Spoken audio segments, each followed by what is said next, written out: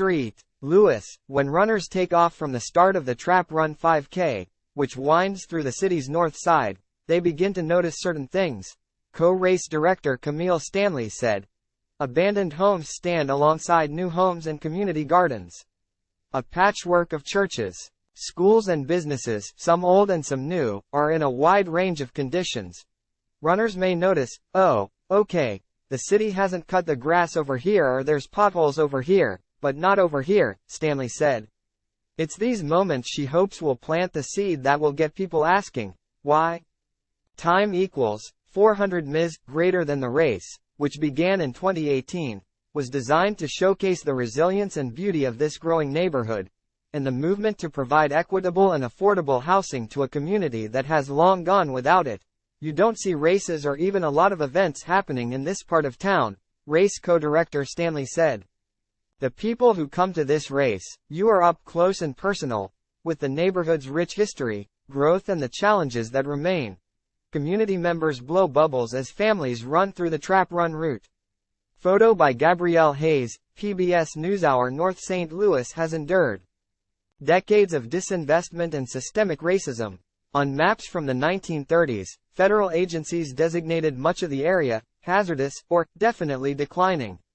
The practice of redlining, or systemically denying a person mortgages, insurance loans or other financial services based on their race or ethnicity, would go on to affect more than 8 million people nationwide, creating barriers to housing but also a range of negative health effects, research has shown. However, people who have lived in the area for years say the neighborhood is growing and residents are working to broaden the scope of what it could be. The North Side has dreams as well, and they do come true, Janet Roberson, a long-term resident of the area and a NCHI board member said. Local nonprofits like Northside Community Housing, Inc., NCHI, which launched the hip-hop-themed Trap Run 5K in 2018, agree. The group has worked to provide and stabilize housing in the neighborhood since 1977, and the race is one effort to engage other parts of the city in the neighborhood's history and future. Time equals 400 ms greater than. It's very difficult to find affordable housing and especially safe and affordable housing, said Michael Burns, president of NCHI. You can find a place and move into it, but the conditions of that housing may not be safe for families.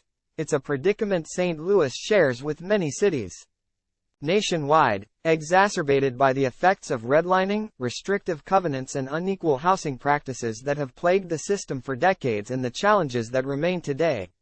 NCHI has developed more than 300 new and rehabbed homes on the city's north side. Photo courtesy of NCHI. Time equals 400 ms greater than. Missouri is in need of more than 100,000 affordable and available rentals for extremely low-income renters. Data from the National Low-Income Housing Coalition shows. Nationally, the number is much higher with a shortage of 7.3 million, a larger population than that of 36 states. Watch more, how the Twin Cities is trying to close the racial gap in home ownership according to the 2021 St. Louis Affordable Housing Report Card, which measures housing needs in St. Louis and St. Louis County based on income and housing data from the American Community Survey and the Department of Housing and Urban Development. St. Louis received an F for affordable housing for several groups, including Black households, renters and people with the lowest incomes. Through the event, we're helping runners become part of the story, but also understanding the story better and why Northside Community Housing exists in this neighborhood, Aaron Williams, another one of the race's co-directors, said. Time equals 400 ms greater than. Each year the race draws more people, families, running teams, couples and their children who tag along, on foot or by stroller, through the city. One year, they may see a vacant lot. The next year, they'll come back, and it'll be 5 houses there. We continue to do the work along that route so that people can actually notice the progress, Williams added. For some of the empty lots runners see on the route, Nietzsche has made arrangements to buy or agreements with the landowners that allow them to build more housing. So far the organization has developed more than 300 new and rehabbed homes on the city's north side, particularly The Greater Ville, a historically black neighborhood rich in its history of education, culture and business. From left to right. Michael Burns, Aaron Williams and Kameel Stanley. Photo by Gabrielle Hayes, PBS NewsHour. Bringing awareness to that neighborhood's history has been a challenge. Williams said the organization has previously been asked to change the location of the race. Some funders who felt the name carried a negative connotation have also asked for a change, or have backed out. Watch more. Biden administration takes first step to correct old wrongs of housing inequality. Time equals 400 ms greater than the message they received, according to Williams, was, "We love what you're doing. It's a transformational event for the community, but we don't like the name."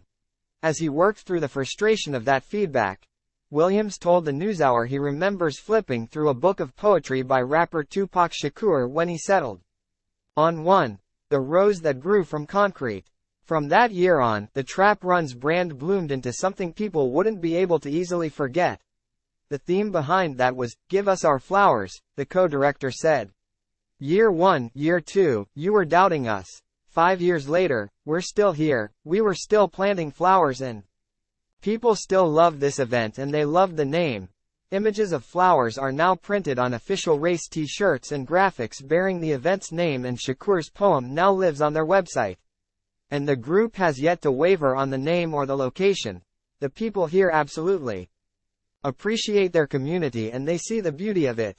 Even though we don't have new windows, a new paint job, our streets are not freshly paved, this is still a beautiful place where magic is happening, Williams said. "We are producing notable people out of this community and the story parallels hip-hop in so many ways.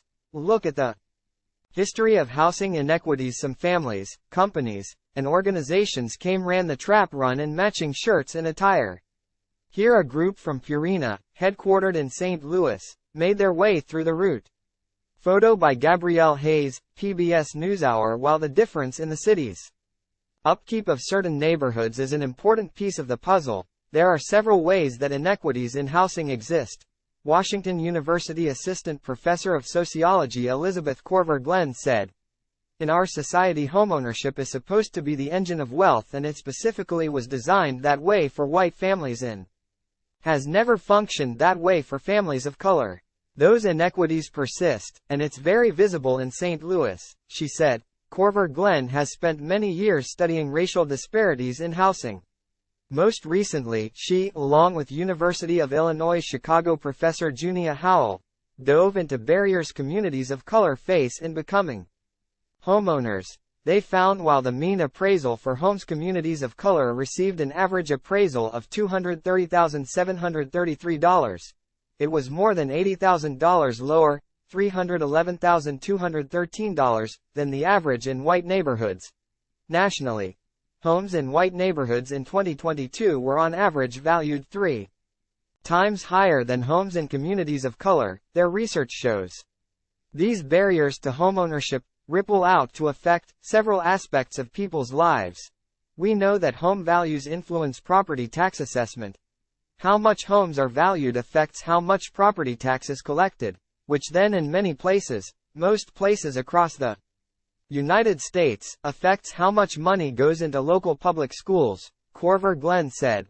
Though redlining was outlawed under the 1968 Fair Housing Act, its effects still exist in school funding and other public systems, according to data from the National Community Reinvestment Coalition, which looks at the unequal distribution of wealth. The average life expectancy dips by 3.6 years in redlined communities when juxtaposed with neighborhoods that the Homeowners Loan Corporation assigned a higher grade. The Homeowners Loan Corporation, or HOLC, was a federal agency established in 1933 that created residential security maps that allowed real estate officials and loan officers to label the lending risk for certain communities as hazardous. Neighborhoods, often primarily black, that were given this title were often redlined.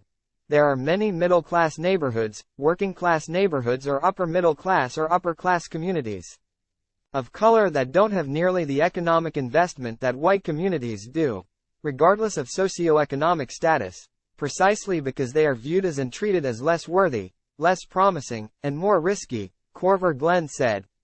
Back in the Greaterville, the NCHI said not only are people staying in North St. Louis but they are invested in building more, which is why despite some pushback to move their Trap Run 5K out of the neighborhood, they said no the power of running a runner, participating in the 2023 Trap Run in St.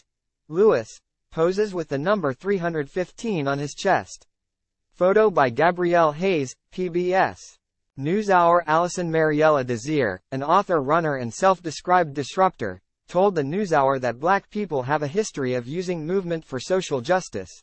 Whether it's the civil rights movement, whether you think about Harriet Tubman, like this idea of movement as protest and movement for justice is something that's, in us already. Desir was always active growing up, but didn't start running marathons until she experienced a period of depression.